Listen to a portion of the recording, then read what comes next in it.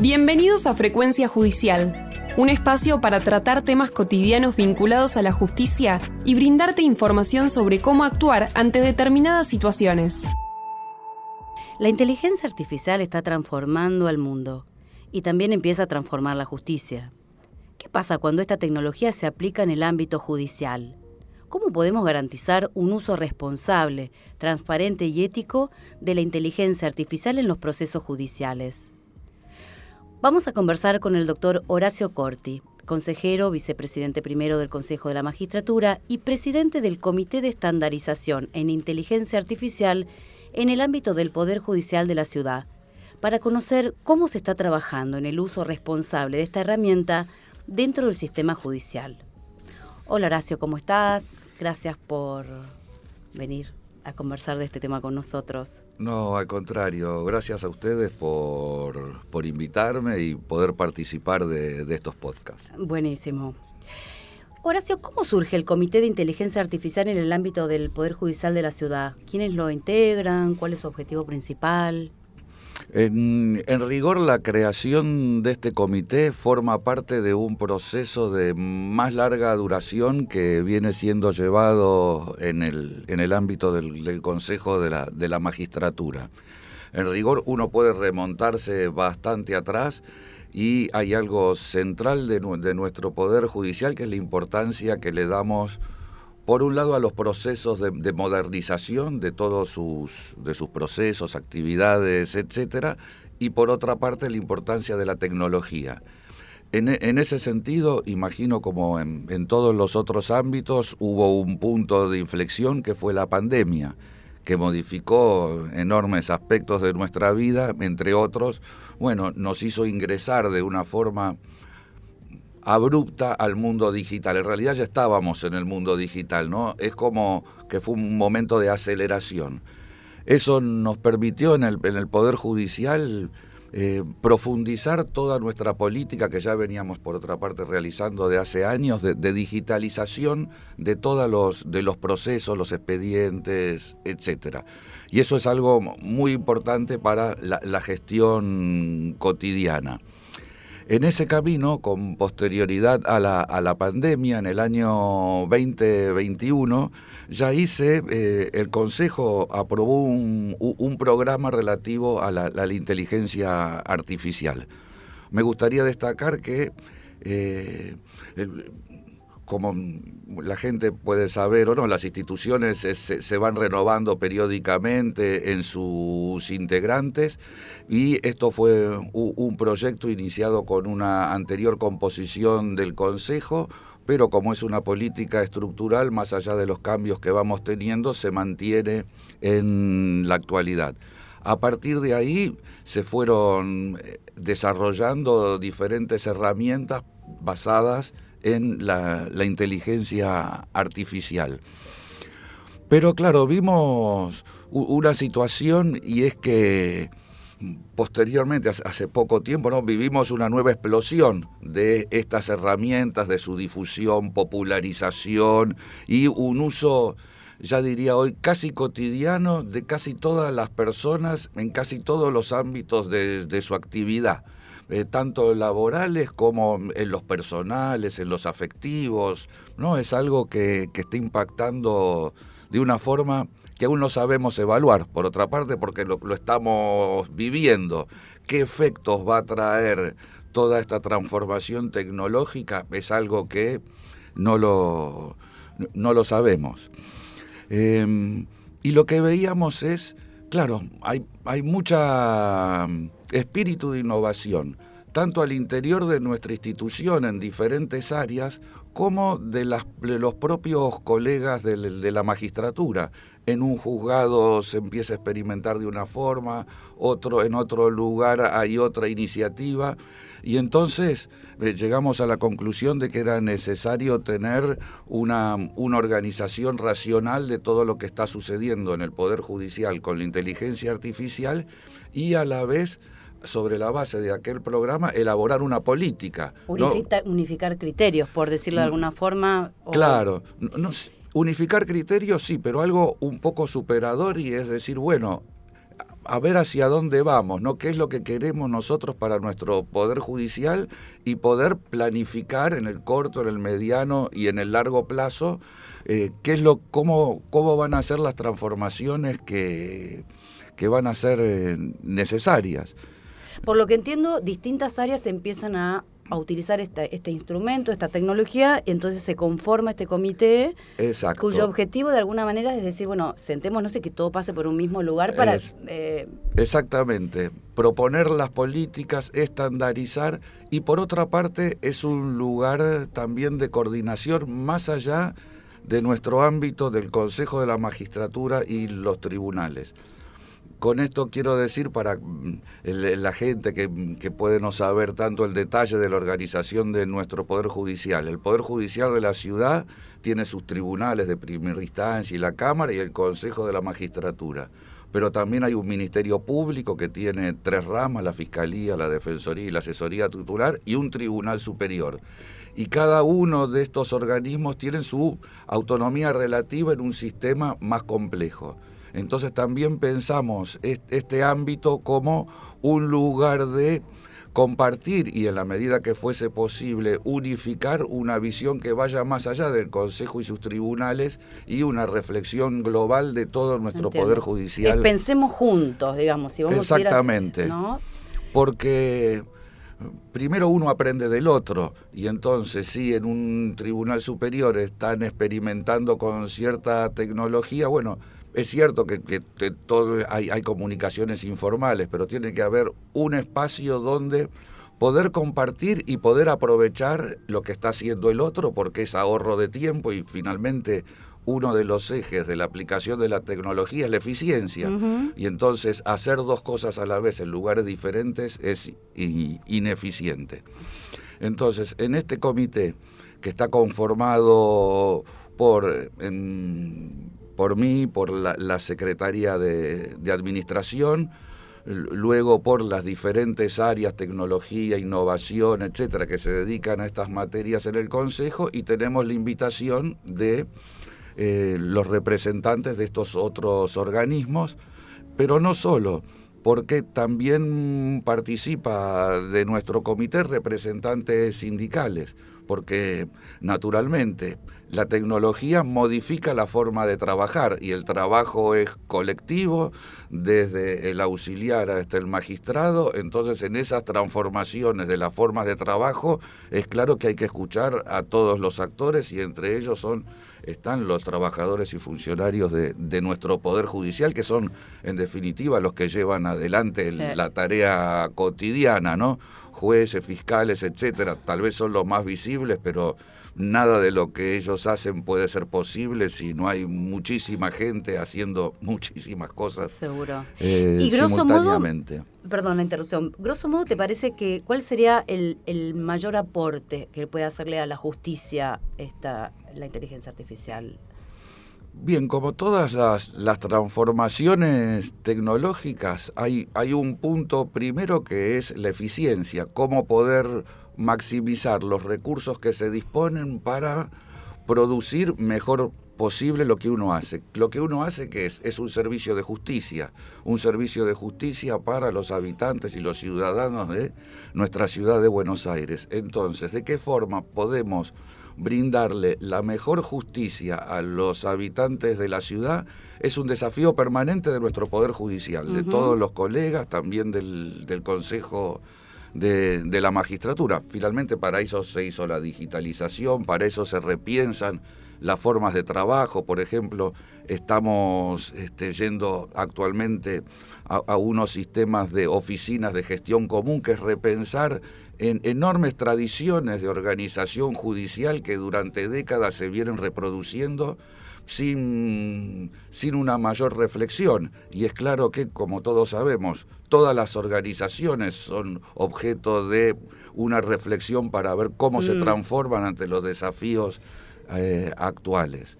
Y entonces, bueno, ese es un andarivel básico. ¿Cómo podemos, con los recursos que disponemos, aprovecharlos al máximo para resolver mejor y de forma más rápida? Porque finalmente los ciudadanos, todos aquellos que litigan en nuestro Poder Judicial, obviamente cada cual quiere que se le resuelva a su favor, ¿no? Pero más allá de ese contenido, se desea que la resolución, sea buena o mala, sea en tiempo oportuno, que sea útil, que sea rápida. Y preservando, porque yo entiendo que, digo, en pos de la eficiencia se crea este comité para también resguardar, porque hay ciertos aspectos sensibles de todo esto. Entonces, Totalmente. Dos preguntas que me quedan un poco es, ¿qué nos puedes decir sobre la protección de la privacidad de los datos personales, que es como, por lo que intuyo, la parte más sensible de todo este asunto? Y, por lo que tengo entendido, hay una guía de buenas prácticas o algo que va a estar vinculada a esto, ¿entendí bien? Sí, por un lado ya tenemos dictado una guía de recomendaciones y directrices para el uso de los sistemas de inteligencia artificial, que es una resolución con toda una serie de principios, vocabulario, definiciones y reglas para el uso responsable, ¿no? Porque es una herramienta. Primero, es una herramienta múltiple, ¿no? Que tiene muchos niveles de análisis, se pueden hacer muchas cosas que son muy, muy diferentes. Desde, por ejemplo, estamos trabajando con una inteligencia artificial que anonimiza los documentos, que es algo muy importante si uno ingresa elementos a un sistema y eso se hace público. Hay que justamente preservar información, datos, etcétera. Pero luego está el uso responsable, porque nunca la tecnología reemplaza totalmente a las personas, ¿no? Acá estamos con todos los sistemas tecnológicos, hay micrófonos, cámaras, etcétera, pero estamos nosotros, personas humanas, para que nos acompañen, no para que nos sustituyan. Sí, somos los que hacemos, porque finalmente la vida gira alrededor de las personas, ¿no? Y somos nosotros los que vivimos, los objetos no... El uso que le demos, no lo vamos a cuestionar, ¿no es cierto? Claro, exactamente. Y cada transformación tecnológica nos plantea desafíos humanos, ¿no? ¿Qué hacemos con esa tecnología? ¿Cómo la utilizamos? ¿Hasta dónde? Y antes de ello, si es necesario o no necesario, si es importante adaptarla o no adaptarla. Y en el camino se generan un sinnúmero de interrogantes y resguardos, porque finalmente un poder judicial es un organismo que tiene una alta conciencia del derecho, de los derechos, de los principios, de las reglas, de la justicia. Entonces, todo el uso de la inteligencia artificial tiene que estar moldeado por esa visión. Pero luego fuimos avanzando ya en otro tipo de herramientas. Por ejemplo, en el fuero contencioso administrativo, que es uno de los que tenemos en nuestra ciudad, hay un tipo de procedimiento que involucra muchísima cantidad de causas, que son las ejecuciones fiscales, que es algo que afecta a todos los habitantes de la ciudad, porque todos los habitantes, el más o el menos, son contribuyentes de la patente, la contribución inmobiliaria, ingresos brutos, supongamos que es un ámbito más reducido de contribuyentes, pero es algo masivo de la ciudad. Y entonces, es un interés también del gobierno de la ciudad poder llevar a cabo sus ejecuciones fiscales. Y acá ya venimos desarrollando una inteligencia artificial que genera modelos de despacho, de resoluciones, etcétera. Son modelos. ¿Esto qué significa? Que aquel que decide tiene que revisar, tiene que ver, tiene que observar que no haya habido ningún error ni nada que pueda generar. Por eso decías de buenas prácticas, es para colaborar con la tarea, no para sustituir. Exactamente. Tenemos esas reglas y vamos.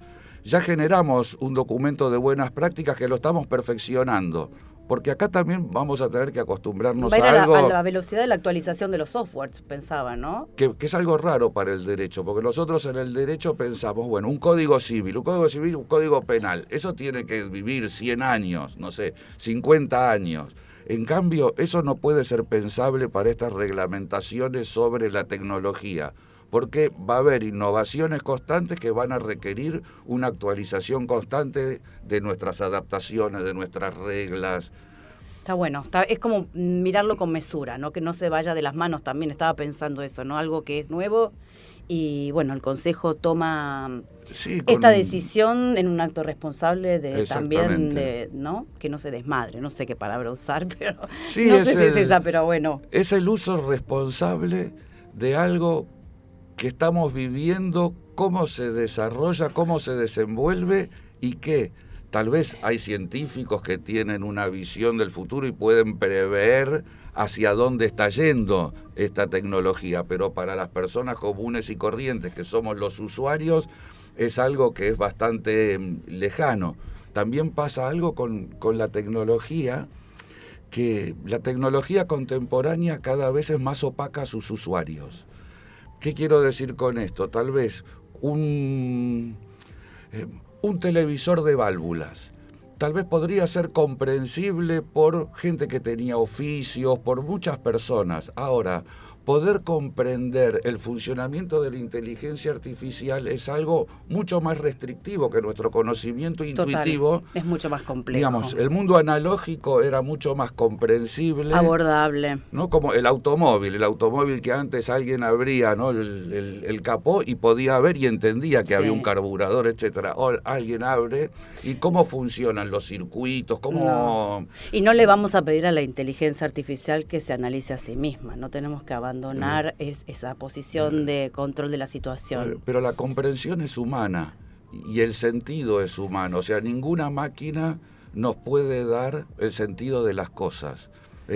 ¿Qué significa la vida para vos, para mí, para la gente que escucha? Ninguna máquina se lo va a poder decir, o en todo caso es una ilusión creer que si uno puede hablar con la inteligencia artificial me puede decir a mí cuál es el sentido de la vida que tiene para mí. Eso es algo que cada uno elabora por sí mismo y siempre va a ser así. Entonces eso es algo... No hay que tenerle miedo entonces. Hay un temor instalado en algunos lugares. Para cerrar, digo, ¿qué impresión te da? ¿Qué? El miedo es un sentimiento muy complejo. Hay una frase muy famosa de uno de los filósofos fundadores de la modernidad, que es Thomas Hobbes, que él decía, bueno, cuando yo nací, nacieron gemelos, nací yo más el miedo. Y él hizo del miedo el centro de toda una filosofía política, de justificación del Estado, etcétera. Entonces... cada emoción tiene su lugar en el universo nuestro y por algo tenemos miedo. Entonces hay que saber qué hacer con ese miedo. Pero la tecnología moderna tiene una característica que es muy diferente a la artesanía tradicional, que está basada en la percepción, en los datos sensibles, hacer un molino, hacer... casi toda la historia de la humanidad estuvo basada en máquinas, pero máquinas que se basaban en las cualidades visibles de las cosas. Desde siglo XVI, la modernidad, Galileo, cada cual pone el momento que quiera, descubrimos que la naturaleza en el fondo es matemática.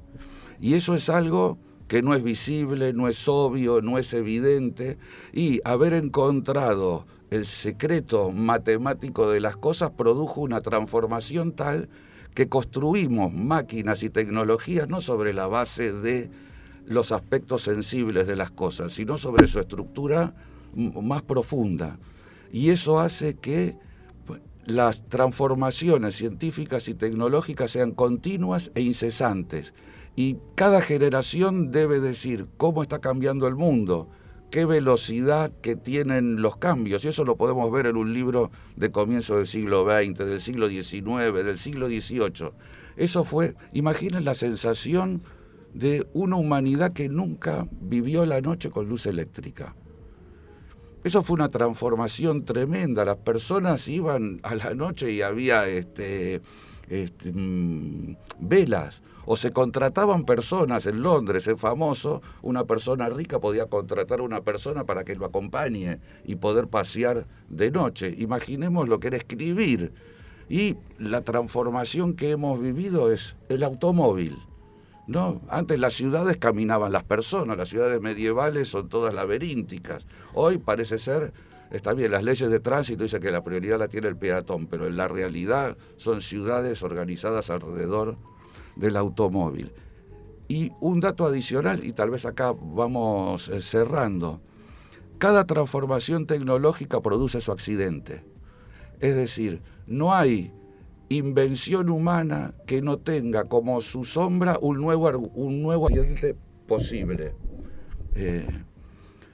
Nos toca lidiar con esta. El automóvil, bueno, tiene el accidente de tránsito. Y miren todo lo jurídico que generó el accidente de tránsito. Legislación específica para pensar ese accidente, las regulaciones de los seguros, obligaciones de las personas. No se puede tomar alcohol, hay la obligación de ponerse un cinturón.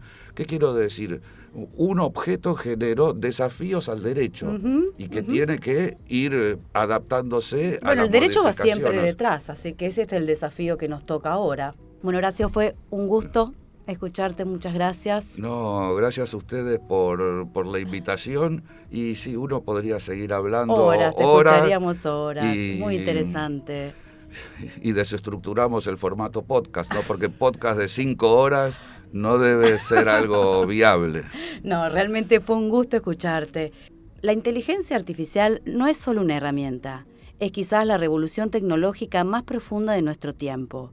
Así como la revolución industrial transformó la manera en que trabajamos y vivimos, la inteligencia artificial está redefiniendo cómo pensamos, cómo decidimos y cómo vamos a vivir. El desafío no es detener el avance, sino guiarlo, que la innovación no reemplace la mirada humana, sino que la potencie. El trabajo del Comité de Estandarización en Inteligencia Artificial marca un camino claro. Incorporar la innovación sin perder de vista los derechos, la protección de datos y la confianza de la ciudadanía, siempre apuntando hacia una justicia más eficiente, accesible y humana. El verdadero progreso no está solo en lo que la tecnología puede hacer, sino en lo que nosotros elegimos hacer con ella. Te esperamos en nuestro próximo episodio. Somos el Poder Judicial de la Ciudad de Buenos Aires y estamos para ayudarte. Acordate que el 0800 Jus Baires funciona todos los días, las 24 horas, para brindarte la información y orientación que necesitas. Toma nota, 0800 122 5872.